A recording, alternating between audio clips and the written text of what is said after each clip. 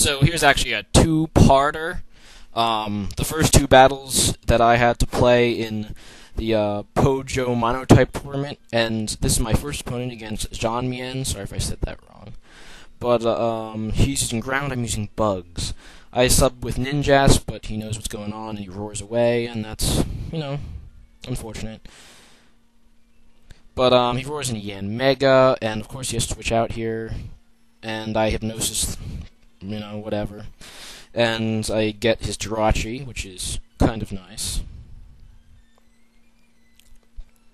So I switch out here to Ninjax, maybe try to set up, hoping he stays in maybe, but he makes the right move and decides to go back into his Hippo. And whatever. I use Swords Dance here because I knew he probably would go back to Hippo. And I just want to get some X-Scissor on him. So I X-Scissor, but he actually Stealth Rocks. I guess he was expecting me to just, I don't even know, Baton Pass? Maybe? I don't know. I don't know why he decided to do that. Maybe he projected a switch. But I go with the X-Scissor again to get as much damage, and now he goes with the Roar, and unfortunately it roars into Xonmeän again, and Xonmeän takes a big hit. Luckily for me, my Xonmeän does carry odd EV or odd hit points, so it can take two. But I use Bug Buzz to get some damage on something, and it's this Mammoth Swine. And I know this thing, if you bring it in, has Ice Shard, so first I protect just to make sure it does indeed have Ice Shard. And now I do switch out to Fortress, who can take the Ice Shard, or pretty much any attack from Mammoth Swine. And I'm going to hit these stupid Stealth Rocks away, so I don't have to worry about them hurting Ninjask and Xonmeän. And in comes Nidoking, and the only reason Nidoking would come in on a Fortress is if it has Flamethrower, so I switch out to Garchomp. It's actually not Flamethrower, it's Fire Blast, my bad.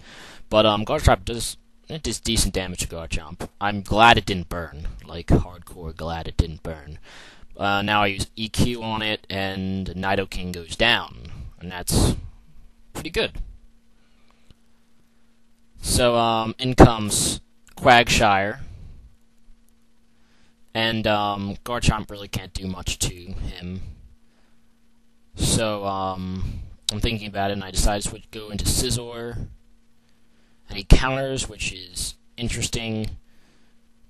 So now I know it has counter. I use Swords Dance, and he Encores me, and that forces me to switch here. Stupid Quagshire, I hate these things. They're like a 10 times more annoying Swampert. And Swampert's pretty annoying by itself. But he EQs as I go into Fortress, doesn't hurt Fortress that much at all. So, if he Encores, I decide to use Spikes here. But if he switched out, whatever. I just want to get some Spikes out and some Stealth Rock if I can. So I Spikes here, just in case he Encores, I can still set 3 layers of Spikes. That's, the goal anyway. And he sends back out this guy, and I know he's going to heal up, but I have things that can still take it out on this team, and I don't really mind it having full hit points right now.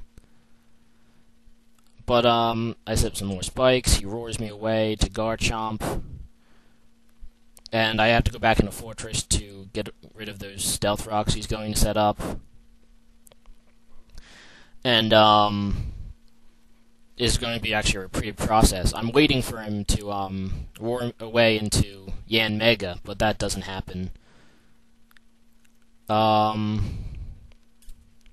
So after he roars this time, he just runs because he doesn't have much leverage anymore. That's what he said. This was a really boring battle anyway, at this point.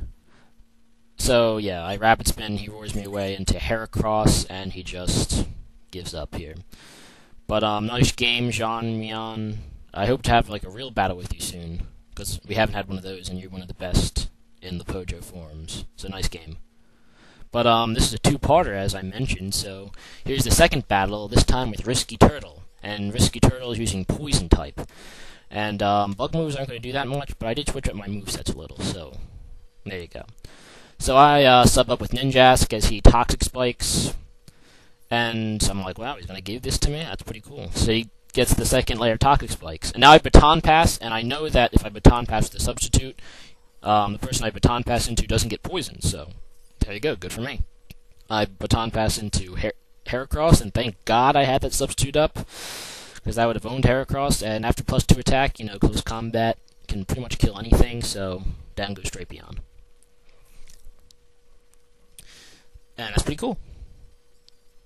He's sending Gengar, and I'm thinking this might be Sash, but you know what, I'm just going to go for the kill. So I go with Stone Edge, and Gengar almost goes down, but he does have the Focus Sash, and he hits me up with Psychic, and that's going to kill Heracross. So, yeah, it's even right now, but I send down Yanmega, and this Yanmega is just going to destroy him. I Protect, just seeing what he's going to do. I don't know if it's like, well, to be faster than Gengar is a good reason. So I Speed Boost now. Yeah. So I put to sleep his Weezing, but he gets the first turn Wake, which is gay, as I get some damage on with Air Slash. I hate first turn Wakes. They always happen to me, and then I miss with, you know, Hypnosis. But I Protect here just to gain a little bit of HP back. I'm trying to get to a point that I can revive another Flamethrower, and that eventually does happen.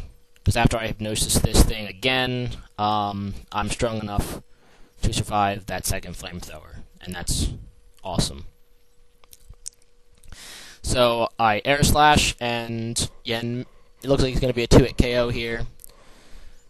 And he doesn't wake up, which is nice, considering he got a first turn wake last time. And I finish off his Weezing, so that's pretty awesome. So, here he switches in... Who does he switch in here? Oh yes, Nidoqueen, who is somewhat of a special wall, so that's going to be annoying to take down, but I decided to just, you know, go with Hypnosis. No, I go with the Protect first, to get some health back, that's right, see what the Nidoqueen has. And it's also carrying Flamethrower, so I guess he prepared some movesets for me, put Flamethrower in pretty much everything. But, everything that can learn it anyway. So, I put the thing to sleep, and I'm just going to whack it with Air Slash. It doesn't do that much damage, considering Nidoqueen has pretty good special defense, but eventually it's going to KO the Nidoqueen, I figure. And if he wakes up, I'm pretty sure I can survive the Flamethrower. So, that's my thought process right now. So eventually he withdraws, you know, so I won't fix his Cleep Claws. And then comes Scizor, and that does more than half, which is what I like to see, obviously. And I now finish it off, and that's cool. So he sends out Roserade, and I'm thinking this should be a 1-hit KO with Air Slash, but he barely survives and uses, I guess, Hidden Power Fire. I'm guessing it's Fire or Ice. Or maybe it's Rock. That would be that would explain why it's a 1-hit KO there. But I switch now into Garchomp and decide to go into the Outrage. I mean, Garchomp's faster than everything with the Choice Scarf, and it's going to just KO. And he runs away after this. So good game, Risky Turtle. And I have 2 wins in the Monotype tournament. Yay!